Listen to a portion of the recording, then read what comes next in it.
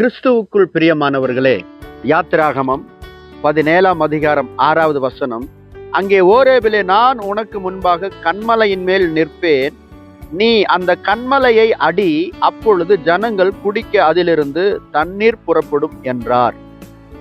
இஸ்ரவேல் ஜனங்கள் ரெவிதீம் என்ற இடத்திலே வரும்பொழுது அவர்களுக்கு குடிக்க தண்ணீர் இல்லாமல் இருந்தது.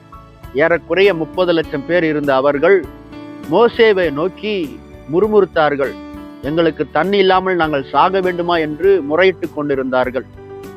மோசே தேவனை நோக்கி பார்த்த பொழுது அவர் சொன்னது, ஓரேபிலே நான் உனக்கு முன்பாக நிற்பேன், கன்மலையாகிய பாறையை உன் கையில் இருக்கிற கோலில் வைத்து அடி என்று சொன்னார்.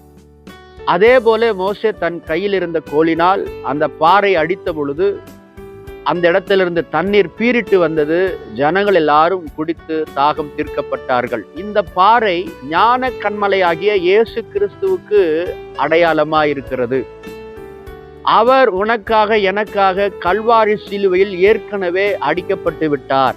அன்றைக்கு இருந்த இஸ்ரவேல் ஜனங்களுடைய தாகத்தை தீர்த்த தேவன் இன்றைக்கு உன்னுடைய ஏக்கத்தை நிறைவேற்ற மாற்ற அவர் போதுமானவராக இருக்கிறார்.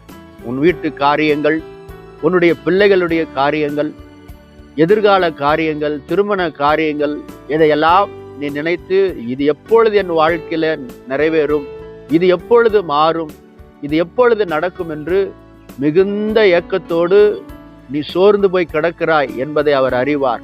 உன் ஏக்கங்களை எல்லாம் மாற்றி உனக்கு இளைப்பாறுதல் தரும்படியாக தான் இயேசு தாகமா இருக்கிறவர்களே என்னிடத்தில் வாருங்கள் என்று அவர் திருவுளம் பெற்றிருக்கிறார்.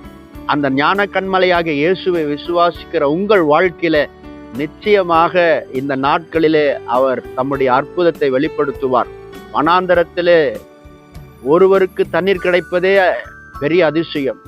ஆனால் 30 லட்சம் பேருக்கு தண்ணீர் கொடுப்பார் என்று சொன்னால் உன்னுடைய வாழ்க்கையில இருக்கிற இந்த சின்ன ஏக்கங்களை அவரால் நிறைவேற்ற முடியாமல் போகுமா? தேவ பிள்ளையே, சோர்ந்து விடாதே. அவரை தானே நம்பியிருக்கிறாய், அவரை தானே நீ ஏற்றுக்கொண்டிருக்கிறாய், அவரை தானே நோக்கி பார்க்கிறாய். தொடர்ந்து அவரையே நோக்கி பார். அவரை நோக்கி உன் கரங்களை உயர்த்தி தொடர்ந்து ஜெபம் பண்ணு.